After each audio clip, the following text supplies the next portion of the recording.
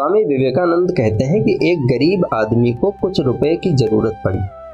उसे कहीं से ये मालूम हो गया कि यदि वह किसी भूत को अपने वश में कर ले तो वह उससे जो चाहे मंगवा सकता है या जो चाहे उससे काम करवा सकता है। निदान उसे एक भूत ढूंढने की सूझी।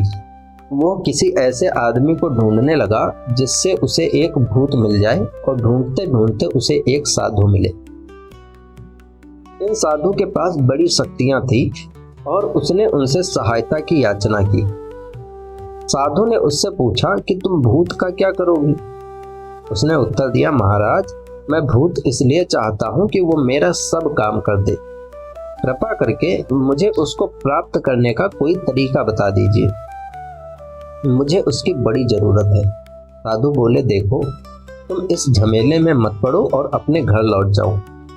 दूसरे दिन वो आदमी साधु के पास फिर गया और बहुत रोने गाने लगा। उसने कहा, महाराज, मुझे एक भूत दे ही दीजिए, मुझे बड़ी आवश्यकता है इसकी। अंत में साधु कुछ चिढ़ से गए और उन्होंने कहा, अच्छा लो, ये मंत्र लो, इसका जप करने से एक भूत प्रकट होगा और फिर तुम उससे जो काम कहोगे वही करेगा। परंतु देखो, होशियार रहना, ये बड़े भयंकर प्राणी होते हैं, उसे निरंतर काम में लगाए रखना, यदि कभी वो खाली रहा तो तुम्हारी ही जान ले लेगा।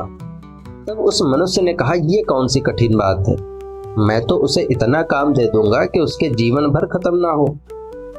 इसके बाद वो आदमी एक वन में चला गया और मंत्र का जप करने लगा। कुछ देर तक जप करने के बाद उसके सामने विकराल दांतों वाला एक बड़ा भयंकर भूत प्रकट हुआ। भूत ने कहा, देखो, मैं भूत हूँ, तुम्हारे मंत्र ने मुझे जीत लिया है, परंतु देखो, तुम्हें मुझको निरंतर काम में लगाए रहना होगा, क्योंकि ज्यों ही मुझे थोड़ा सा भी अवकाश मिला मैं तुम्हारी जान ले लूंगा। आदमी बोला, ठीक है, जाओ मेरे लिए एक महल तैयार करो। भूत ने जवाब दिया, लो, हो गया महल तैयार। आदमी ने कहा, जाओ मेरे लिए धन ले आओ। भूत बोला, लो, धन भी तैयार है। फिर आदमी ने कहा, ये जंगल काट डालो और यहाँ एक शहर बसा दो। भूत बोला, लो, ये भी हो गया। अब और क्या करूं बतलाओ। अब तो ये आदमी बड़ा घबराने लगा। उसने मन में सोचा, अब तो मेरे पास कोई काम नहीं है, जो मैं इससे करने को कहता हूँ यह प्रत्येक क्षण हर सेकंड में कर देता है। भूत इधर गरज कर बोला, देखो, मुझे जल्दी से कुछ काम करने को दे दो, नहीं तो मैं तुम्हें खा जाऊंगा। बेचारा आदमी अब कोई काम सोच ही नहीं सका और मारे भय के थर थर कांपने लगा। अब तो वो बेतहासा भागा और भागते भागते उन्हीं साधु के पास पहुंचा और वहां जाकर गिड़गिड़ाने लगा, महाराज, रक्षा कीजिए, रक्षा कीजिए, मेरी जान बचाइए। साधु ने पूछा, कहो क्या हुआ? मनुष्य ने उत्तर दिया, अब मैं क्या करूं, अब तो मेरे पास उस भूत को देने के लिए कोई भी काम शेष नहीं है और मैं उससे जो कुछ भी करने को कहता हूँ वह क्षण भर में कर डालता है, और जब उसके पास कोई काम नहीं रह जाता तो मुझे खा डालने की धमकी देता है। इतने में ही वो भूत भी वहां आ गया और कहने लगा, अब तो मैं तुम्हें खा जाऊंगा, और सचमुच उसे खा ही जाता। आदमी मारे डर के कांपने लगा और उसने साधु से अपने प्राणों की भिक्षा मांगी। साधु ने कहा, अच्छा, मैं तुम्हें रास्ता बताता हूँ, देखो, उस कुत्ते की पूंछ टेढ़ी है, अपनी तलवार निकालो और ये पूंछ काटकर इस भूत को दे दो और उससे कहो कि इसे सीधी कर दे। आदमी ने झट से कुत्ते की पूंछ काट ली और उसे भूत को देकर कहा, लो, इसे सीधी करके मुझे दो। भूत ने पूंछ ले ली और उसे बड़ी सावधानी से सीधी किया, पर ज्यों ही उसने उसके सीधेपन को छोड़ा त्यों ही वो फिर से टेढ़ी हो गई। भूत ने दोबारा कोशिश की, परंतु ज्यों ही उसने छोड़ी वो फिर से टेढ़ी हो गई। उसने तीसरी बार भी प्रयत्न किया, परंतु वह फिर से टेढ़ी हो गई। इस प्रकार वो कई दिनों तक उसी पूंछ को सीधा करने में लगा रहा और ये करते करते वो थक गया और बोला, मुझे ऐसा कष्ट तो अपने जीवन भर में कभी नहीं हुआ। मैं एक बड़ा पुराना भूत हूँ, ऐसी मुसीबत में मैं कभी पड़ा ही नहीं। अब तो वह भूत उस आदमी से कहने लगा, आओ भाई, हम तुम समझौता कर लेते हैं, तुम मुझे छोड़ दो और मैंने अब तक तुम्हें जो कुछ दिया है वो सब अपने पास ही रखो। मैं वादा करता हूँ अब तुम्हें किसी प्रकार का कष्ट नहीं दूंगा। ये सुनकर वो आदमी बड़ा खुश हुआ और बड़ी प्रसन्नता पूर्वक उसने इस समझौते को स्वीकार कर लिया। तो इस कहानी से स्वामी विवेकानंद क्या कहना चाहते हैं? वो कहते हैं कि हमारा ये संसार भी बस कुत्ते की टेढ़ी पूंछ के ही समान है।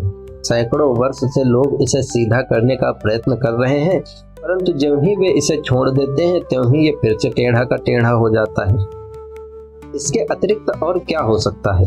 मनुष्य पहले ये जान ले कि आसक्ति रहित होकर उसे किस प्रकार कर्म करना चाहिए, तभी वह दुराग्रह और मतांधता से परे हो सकता है। जब हमें यह ज्ञान हो जाएगा कि संसार कुत्ते की टेढ़ी दुम की तरह है और कभी भी सीधा नहीं हो सकता, तब हम दुराग्रही नहीं होंगे। यदि संसार में यह दुराग्रह, यह कट्टरता नहीं होती तो अब तक ये बहुत उन्नति कर लेता। ये सोचना भूल है कि धर्मांधता द्वारा मानव जाति की उन्नति हो सकती है, बल्कि इसका उल्टा है। ये तो हमें पीछे हटाने वाली शक्ति है, जिससे घृणा और क्रोध उत्पन्न होकर मनुष्य एक दूसरे से लड़ने भिड़ने लगते हैं और सहानुभूति शून्य हो जाते हैं। हम सोचते हैं कि जो कुछ हमारे पास है अथवा जो कुछ हम करते हैं वही संसार में सर्वश्रेष्ठ है, और जो कुछ हम नहीं करते अथवा जो कुछ हमारे पास नहीं है वह दो कौड़ी का भी नहीं है।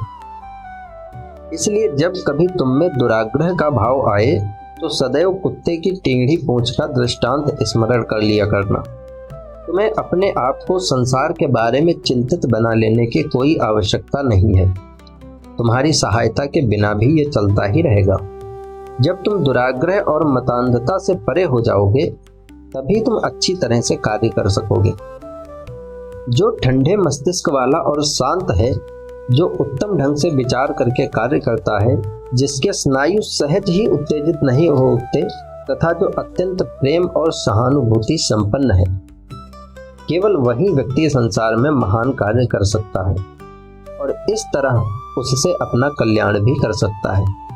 दुराग्रही व्यक्ति मूर्ख और सहानुभूति शून्य होता है। वो ना तो कभी संसार को सीधा कर सकता है और ना ही स्वयं ही शुद्ध एवं पूर्ण हो सकता है। स्वामी विवेकानंद कहते हैं कि आज के व्याख्यान का सारांश ये है कि सर्वप्रथम हमें यह ध्यान में रखना चाहिए कि हम ही संसार के ऋणी हैं। संसार हमारा ऋणी नहीं है। ये तो हमारा सौभाग्य है कि हमें संसार में कुछ कार्य करने का अवसर मिलता है। संसार की सहायता करने से हम वास्तव में स्वयं का ही कल्याण करते हैं। दूसरी बात यह है कि इस विश्व के एक ईश्वर है। ये बात सच नहीं कि यह संसार पिछड़ रहा है और इसे तुम्हारी और मेरी सहायता की आवश्यकता है। ईश्वर सर्वत्र विराजमान है। वे अविनाशी, सतत क्रियाशील और जागृत हैं। जब सारा विश्व सोता है तब भी वे जागते रहते हैं। वे निरंतर कार्य में लगे हुए हैं। संसार के समस्त परिवर्तन एवं विकास उन्हीं के कार्य हैं। और तीसरी बात यह है कि हमें किसी से घृणा नहीं करनी चाहिए। यह संसार सदैव ही अच्छे और बुरे का मिश्रण स्वरूप रहेगा। हमारा कर्तव्य है कि हम दुर्बल के प्रति सहानुभूति रखें और एक अन्यायी के प्रति भी प्रेम रखें। यह संसार तो चरित्र गठन के लिए एक विशाल व्यायामशाला है। इसमें हम सभी को अभ्यास रूप कसरत करनी पड़ती है, जिससे हम आध्यात्मिक बल से अधिकाधिक बलवान बनते रहें। और चौथी बात यह है कि हम में किसी प्रकार का भी दुराग्रह नहीं होना चाहिए, क्योंकि दुराग्रह प्रेम का विरोधी है। और बहुधा दुराग्रहियों को तुम ये गाल बजाते सुनोगे कि हमें पापी से घृणा नहीं है, हमें तो घृणा पाप से है। परंतु यदि कोई मुझे एक ऐसा मनुष्य दिखा दे जो सचमुच पाप और पापी में भेद कर सकता है, तो ऐसे मनुष्य को देखने के लिए मैं कितनी भी दूर जाने को तैयार हूँ। मुख से कहना सरल है। यदि हम द्रव्य और उसके गुण में भली भांति भेद कर सके तो हम पूर्ण हो जाएं, पर इसे अमल में लाना इतना सरल नहीं है। हम जितने ही शांतचित्त होंगे और हमारे स्नायु जितने शांत रहेंगे, हम उतनी ही अधिक प्रेम संपन्न होंगे और हमारा कार्य भी उतना ही अधिक श्रेष्ठ होगा।